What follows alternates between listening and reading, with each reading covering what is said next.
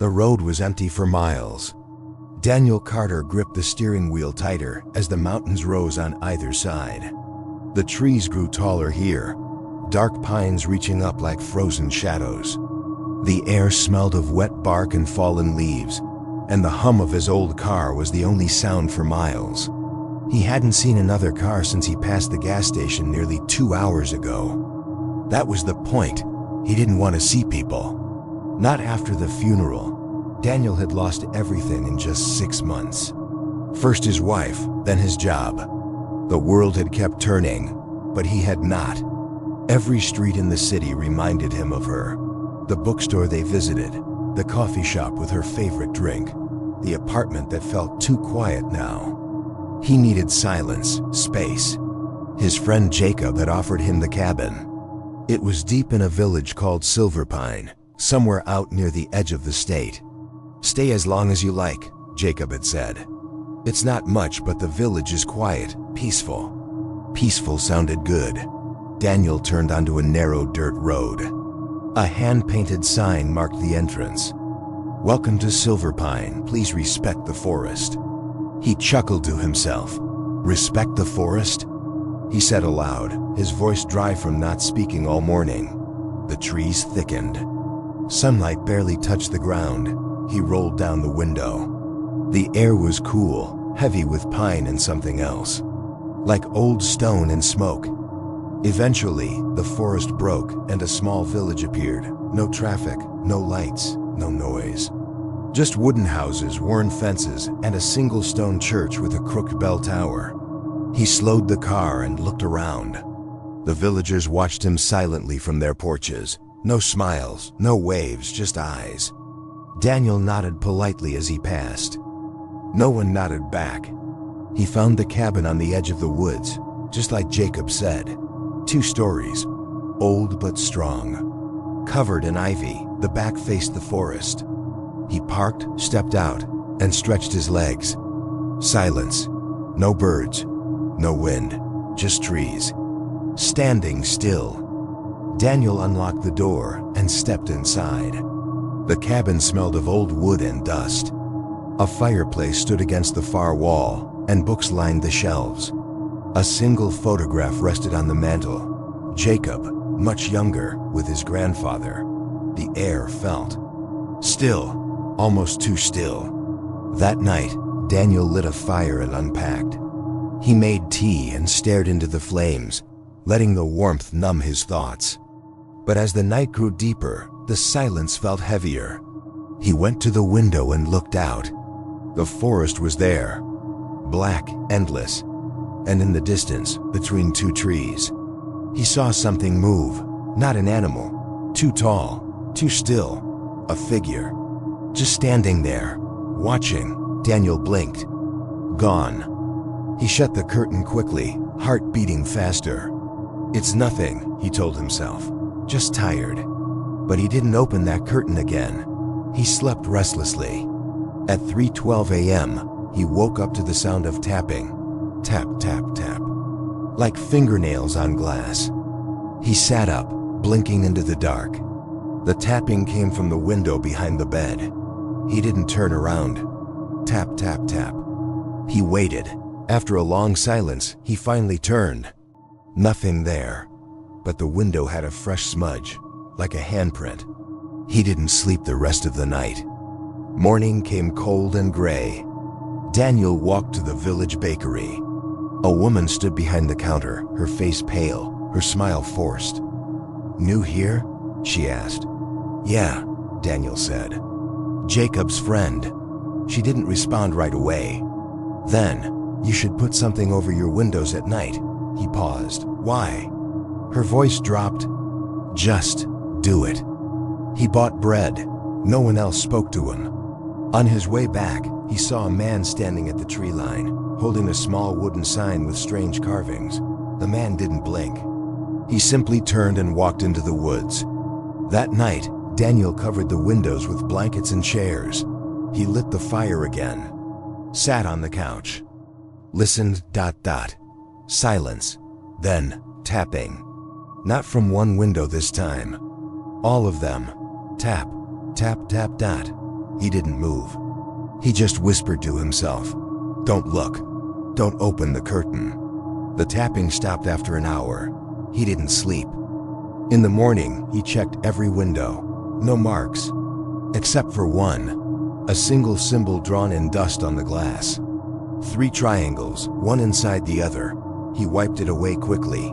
But he knew he was being watched. The second morning in Silverpine was colder. Daniel stood on the porch with his tea, staring at the trees. The mist hung low between the trunks, curling like smoke. Every few seconds, he thought he saw shapes shifting in the fog. But when he blinked, they were gone. He hadn't slept. Not really. The tapping had stopped just before dawn, but the feeling stayed, that sense of being watched. As if something had leaned close to the glass and just stood there, listening to him breathe.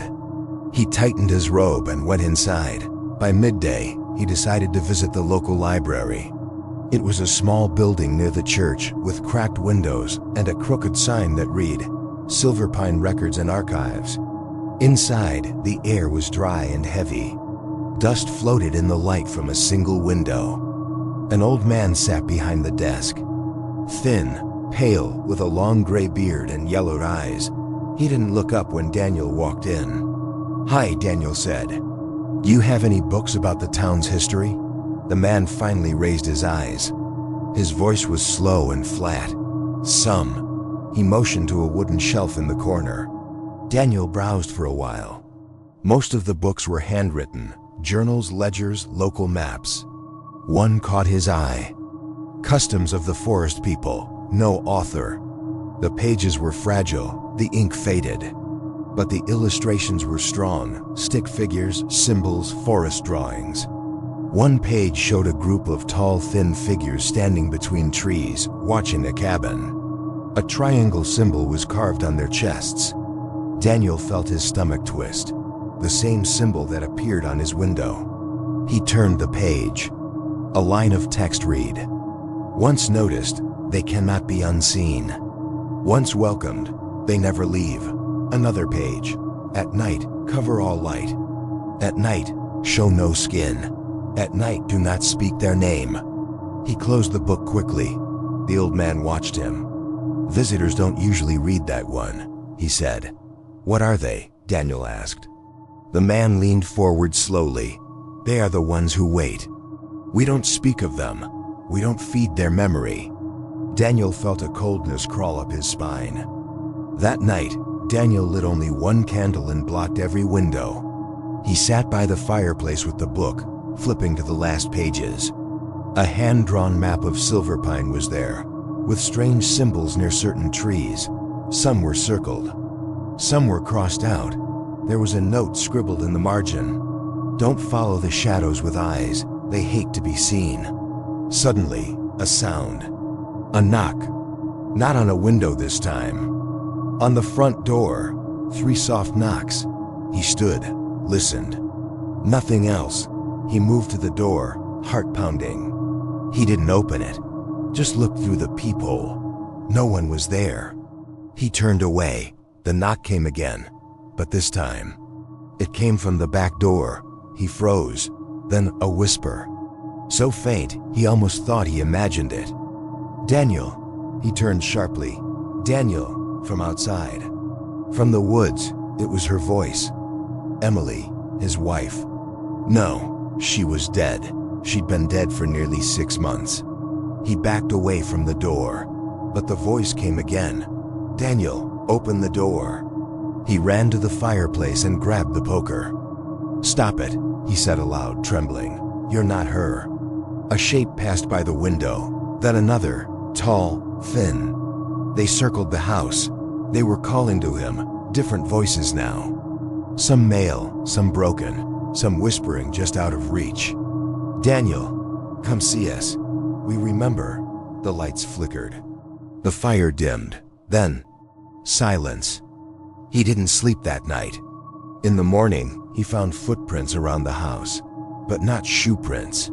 Bare feet, long toes, deep claw-like marks in the dirt. Some even pressed against the walls, as if they'd climbed the sides of the cabin. He drove back to the village, tried to talk to the people. No one opened their doors. He knocked on the bakery again. The same woman answered, but this time her eyes looked tired, afraid. "You saw them, didn't you?" she said. He nodded. She looked around before speaking again. "They come for people who don't belong. People who bring noise. People who leave lights on." "I haven't done anything," Daniel said. "They don't care. What do I do?" She hesitated, then handed him a pouch of black salt. "Circle your house. Tonight, before the moon rises. Will it stop them?" She looked at him carefully. "No, but it might make them walk slower." That night, Daniel did as she said. He circled the cabin with the salt, lit no fire, made no sound, covered every window. But just after midnight, something scratched at the chimney. Then the whispering returned. They were calling him again. This time they weren't just outside. They were on the roof. The night felt heavier. Daniel sat in total darkness. No lights, no fire. Just silence, broken only by the soft scratching above. It sounded like long fingers dragging across the rooftop, sometimes stopping, sometimes scraping. Then came the whisper again. "Daniel." A breath, close to the chimney. He held the fireplace poker tight. He didn't dare speak. The floorboards creaked, but he hadn't moved. Something had stepped inside. No window was open. No door unlocked. Yet there it was, the faintest creak, like someone tall. Slow, walking across his wooden floor. He stayed perfectly still, hiding in the far corner of the room. Then, tap, tap, tap. It came from the hallway near his bedroom door. His chest tightened. He remembered what the book had said. Do not speak their name. Do not look them in the eyes. But it didn't say what to do when they were inside your home. Morning light saved him, or at least pushed them away. As the sun rose and the first light came through the cracks, the sound stopped. No more whispering, no tapping, nothing on the roof. Daniel opened the front door slowly, blinking into the pale light. The salt ring had been broken in 2 places. Something had stepped through it. He decided he couldn't stay in the cabin anymore. Not alone. He drove into the village again, this time straight to the church. Father Rourke, an old priest with a scar across his cheek, was lighting candles when Daniel entered. "Forgive me," Daniel said. "I need help." The priest looked up slowly. "You're the man in the woods." "Yes." Rourke walked over, wiping his hands on a cloth. "You should not be there alone. Silverpine is not a place for strangers after dark." Daniel told him everything. The symbols, the voices, the thing in the house. The priest listened in silence, then said, "They are not ghosts. They are not demons. They are watchers. Older than this town. Older than God, some say." He walked to a drawer and pulled out a folded paper, a sketch. It showed the same symbol Daniel had seen carved into his window. The triangle with a line through it. "What does it mean?" Daniel asked. "It means they've claimed you." Daniel's voice cracked. "Claimed? They only appear to those who notice them. Once you hear their voices, once you answer, they know you." Daniel backed away. "So I'm cursed?" "Not cursed," Rourke said. "Chosen, for what, I don't know." Daniel felt sick. The priest placed a hand on his shoulder. "There may be one thing, but it's dangerous. I'll do anything. There's a place," the priest said, "deep in the forest. No paths lead to it. The locals call it the Hollow House. Burned down decades ago, yet it still stands, untouched by time." "I've never seen it," Daniel said. "You will. They'll guide you. The Hollow is where they first appeared, where they were invited. You must go there, face them, ask to be released. Will they listen? Not likely." That night, Daniel packed a bag. Lantern, knife, salt, the book, and he waited. The Watchers didn't speak that night. Didn't tap. They stood at a distance now, just shapes among the trees, outlined in moonlight. as if waiting for him to make the next move. He stepped outside. The woods opened in front of him like a mouth. He walked. The forest felt endless. The trees grew stranger the deeper he went. No birds, no wind. Just moss-covered trunks and curling roots that seemed to move under his feet. Then he saw it. The hollow house. It was black, scorched, leaning sideways but still standing. Every window broken, the roof open to the sky. Yet it pulsed, like it was alive. Daniel stepped inside. The floor groaned. Whispers began immediately, not from the house, but from beneath it. He found a trapdoor in the floorboards, opened it.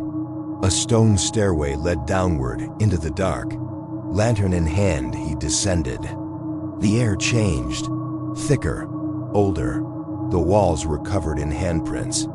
Thousands of them, black, long-fingered, burned into the stone. He reached a chamber. At the center was a stone circle. Within it stood 7 figures, tall, thin, still. Each one had no face, only skin where eyes and mouth should be. Yet he knew they could see him.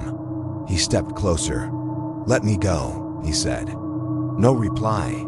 "I didn't call you." Still nothing. "Please." They moved, all at once without sound. One stepped forward and spoke without a mouth. "You opened the door." Daniel dropped to his knees. "Tell me how to close it." They circled him now. "You don't close the door," the voice whispered. "You become it." The lantern died. The chamber went black. Then 100 hands reached for him. He woke up in the forest. At dawn, clothes torn, fingers bleeding. The book was gone. He stood slowly. The hollow house was gone too, no sign of it. Only trees. When he returned to the cabin, everything was silent. No voices, no knocking, no watchers in the woods. For the first time in days, he slept. But the dream was worse. Because in the dream, he was one of them. Daniel awoke in darkness. Not just the darkness of night, but a still, quiet blackness that felt deeper than sleep. His cabin sat silent, cold, like time had stopped around it. The dream still clung to him. He remembered standing in the circle beneath the hollow house, the watchers pressing in around him, whispering words in a language that made no sense but burned into his memory. Now they were gone. No voices, no shapes in the trees, no tapping at the windows. But somehow the silence felt worse, too quiet, too still. Daniel stood at his cabin's window, staring out at the forest. Something was different. The trees. They weren't just swaying in the wind. They were shifting, like they were leaning in closer.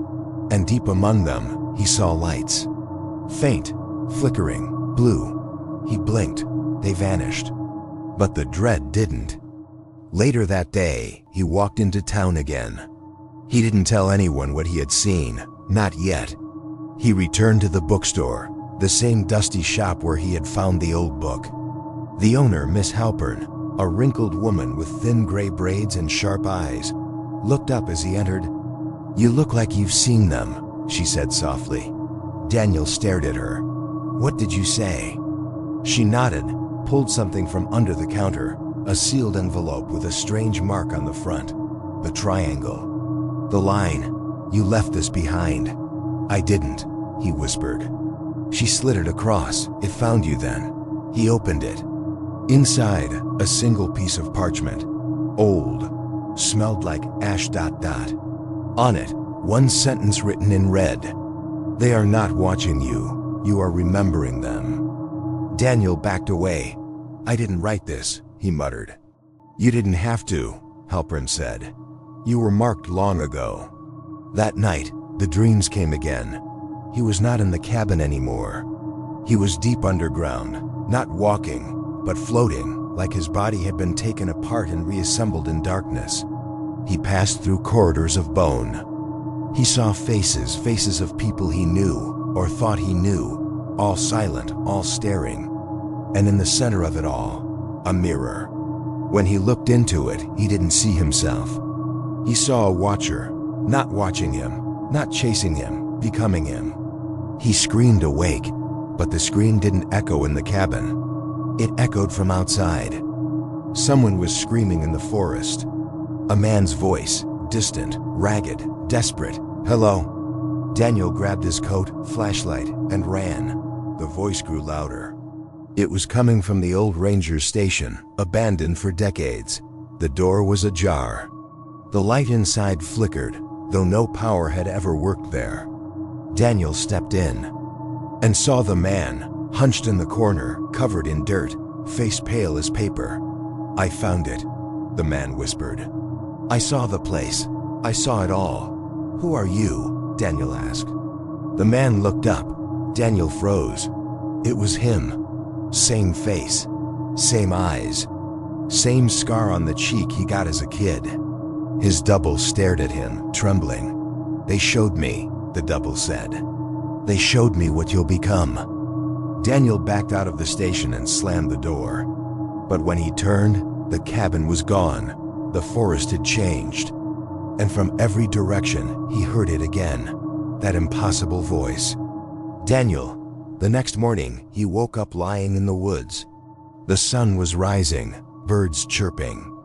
But there were footprints around him, circles of them, as if something or many somethings had surrounded him in the night and drawn symbols into the dirt. Every symbol was of him. He returned to the cabin and found something sitting on the porch, a mirror, the same one from the dream. He picked it up slowly and saw his reflection. For a moment, it was normal, then the face shifted. Eyes turned black, mouth faded. A watcher stared back. He dropped the mirror. It didn't shatter. In the village, the people had started looking at him strangely. Whispers followed him. Even the priest wouldn't meet his eyes. When he asked Miss Halpern what was happening, she only said, "You're walking the path backward now, toward what you were before you forgot." "What does that mean?" "It means," she said, "that soon you'll stop asking questions and start remembering answers." That night, Daniel packed a bag again. He didn't know where he was going, but he knew he couldn't stay. Not when the face in the mirror had started moving on its own. Daniel stood at the edge of Silverpine, backpack slung over one shoulder, breath fogging in the early morning air. Behind him, the village looked peaceful.